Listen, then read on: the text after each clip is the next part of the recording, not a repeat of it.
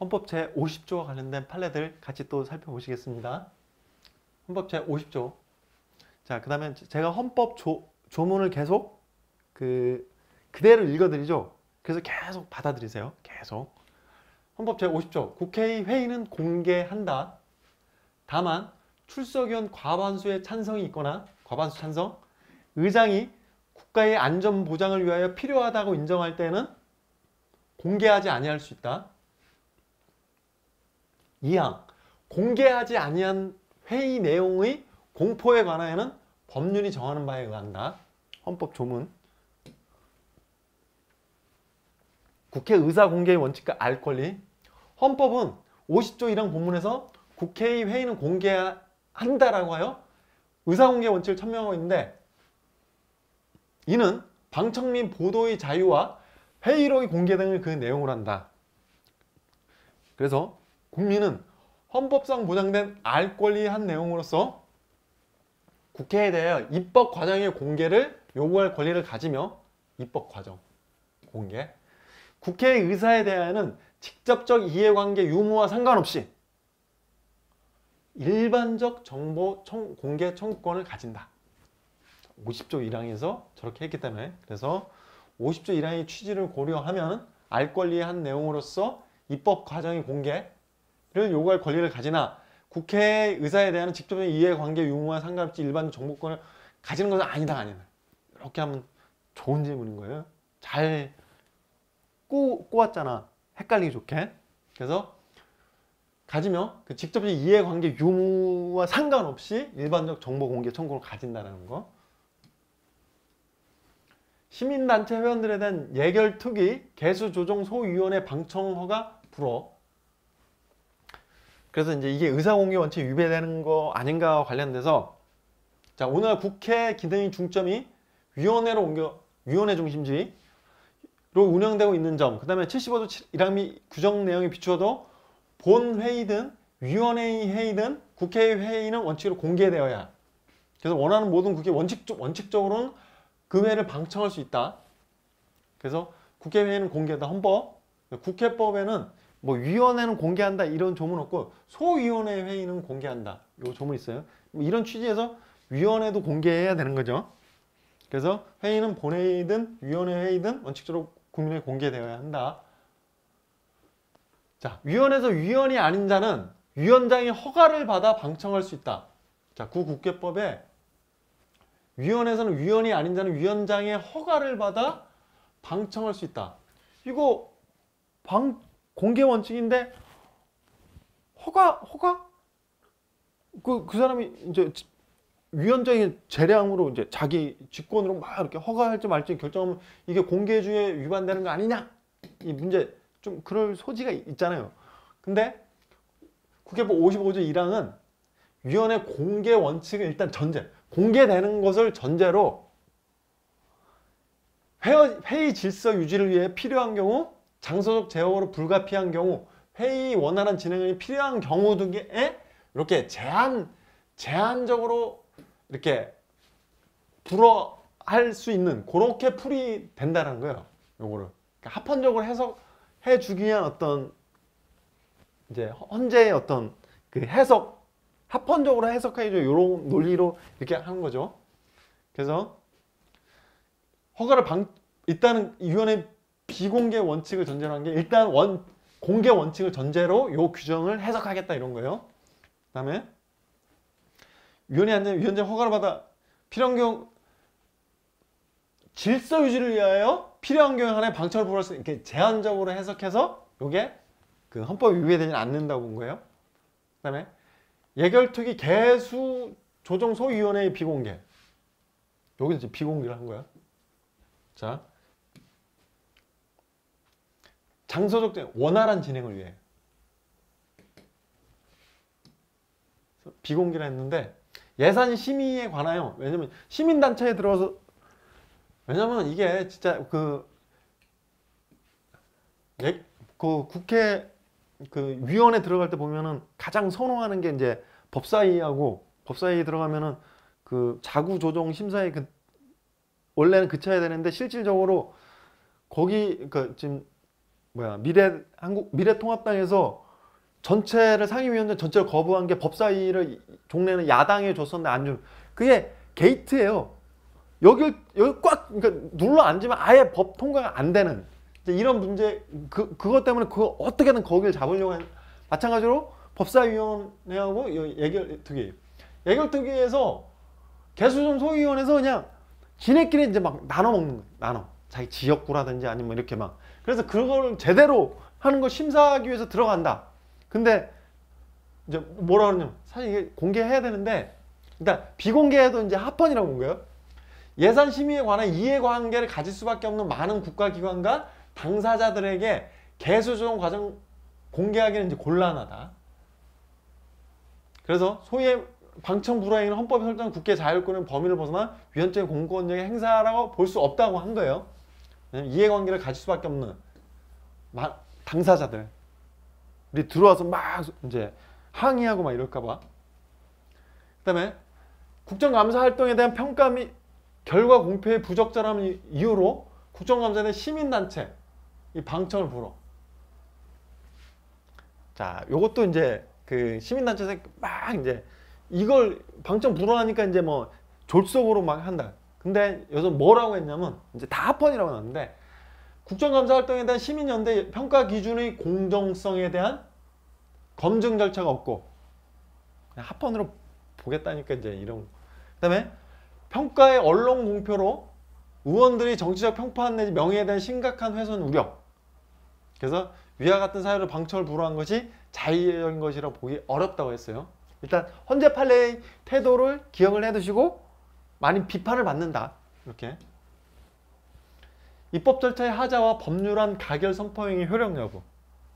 자, 입법 절차의 하자. 절차. 자, 입법 절차는 요 교재에 보시면은 362페이지 법률 제정 절차 나오죠. 그래서 법률안 제출, 국회의 심의 의결, 정부 이손, 대통령 법률안 거부권 행사, 법률안 공포, 그 다음에 확정된 법률의 효력 발생. 그러니까 단계 여러 단계는 중간에 여러 단계 중에 이제 어느 부분에서 이제 뭐 절차상의 하자가 발생했을 때 효력을 발생한 법률을 전체적으로 무효로 돌릴 수 있는가? 이제 그 논의인 거예요. 그래서 국회 입법 절차는 제출로부터 심의 표결, 가결 선포, 정부 이송에 이르기까지 여러 과정. 그 과정에서 국회 구성원인 다수의 국회의원들이 참여하며 의사나 상충하는 이익단 이해를 반영. 벌써 여러 이해관계가 반영된 거죠. 근데 이와 같은 입법 절차의 특성상 개개의 과정에서 의도든 아니든 헌법이나 법률 규정을 제대로 준수하지 못하는 일단 잘못이 있을 수 있어요. 근데 입법과 관련 일부 국회의원의 권한이 침해되었다 하더라도 그것이 입법 절차나 헌법 규정을 명백히 위반한 흠에 해당하는 것이 아니라면 법률안 가결 선포 행위를 무효로 볼 건 아니에요. 처음부터 또 그 절차를 다 밟아야 되니까.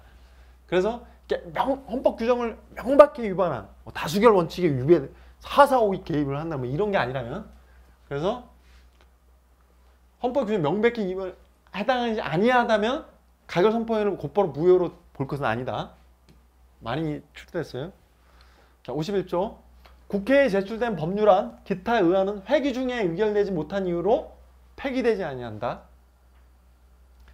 다만 국회의원이 임기가 만료된 때는 그러하지 아니하다. 자, 요거 조문 강의를 통해서 제가 자세하게 설명하죠.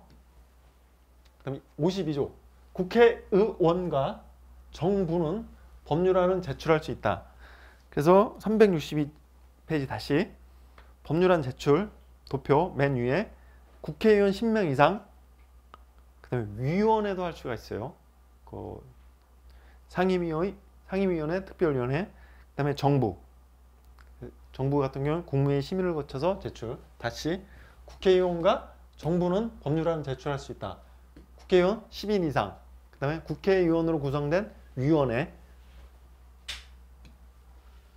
53조. 자, 53조는 너무너무 중요한. 국회에서 의결된 법률안은 정부에 이송되어 15일 이내에 자, 다 중요해요. 대통령이 공포한다. 2항 법률안에 이의가 있을 때는 대통령은 1항의 기간 내에 이의서를 붙여 국회로 환부하여 제의를 요구할 수 있다. 국회의 폐회 중인 때도 또한 같다. 폐회 중인 때도. 3항 대통령은 법률안의 일부에 대하여 또는 법률안을 수정하여 제의를 요구했다. 일부 X, 수정 X. 4항 제의 요구가 있을 때는 국회는 제의에 붙이고 제적 과반수 출석, 출석 의원 3분의 2 이상의 찬성으로 전과 같은 의결을 하면 법률안은 법률로서 확정된다. 5항 대통령이 제1항을 기관 내에 15일이죠. 공포나 제의 요구를 하지 아니한 때도 그 법률안은 법률로서 확정된다. 아주 중요한 조문이에요. 자, 방위 사업법 날치기 권한쟁의 사건. 국회의장이 적법한 반대 토론 신청 있었음에도 반대 토론을 허가하지 않고 토론 절차를 생략하게 의결도 거치지 아니한 채 법률안들에 대한 표결 절차를 진행한 것이 국회의원의 법률안 심의 표결을 침해하는 것입니다. 반대 토론을 허가하지 않고 토론 절차를 생략하기 위한 의결도 거치지 아니한 채 표결 절차를 진행. 보시면 본회의 안건을 심의함에 있어서 안건심사위원장은 심사 보고를 듣고 질의 토론을 거쳐 표결을 해요. 근데 위원회의 심사를 거친 안건에 대해서는 의결로 질의와 토론 또는 그 중에 하나를 생략할 수 있다. 의결로서 토론을 생략할 수 있어요. 근데 반대 토론 신청이 있음에도 토론 절차를 생략하기 위한 의결도 거치지 않은 채 법률안에 대한 표결 절차를 진행. 자, 헌법 위반된다고 했어요. 청구인으로부터 적법한 반대 토론 신청이 있었으므로 원칙적으로 피청구인이 그 반대 토론 절차를 생략하기 위해서 반드시 본회의 의결이 있어야 됨에도 불구하고 저 의결을 거치지 않았기 때문에 법률안의 심의표결권을 침해한다고 했어요. 그런데 법률안 심의표결권을 침해했으나 그것이 법률안 가결 선포행위 전체를 취소 또는 무효로 할 정도의 하자에 해당하는지 X. 자, 중대한 위법이 있어야 된다고 그랬죠? 아까 다수결 원칙과 회의 공개 원칙과 같은 입법 절차에 관한 명백히 위반한 흠에 해당한 것이 아니라면 아까 그 정도의 하자는 가결 선포 행위 전체를 무효로 할 정도의 하자에 해당한다 보기는 어렵다. 국회의장이 방위산업청 신설을 내용으로 하는 의안을 복수 차관제와 일부 청의 차관급 격상을 내용으로 하는 정부 조직법 개정안의 수정안으로 보고 처리한 것이 국회법에 위반되는지. 좀 이거를 이 내용으로 하는 게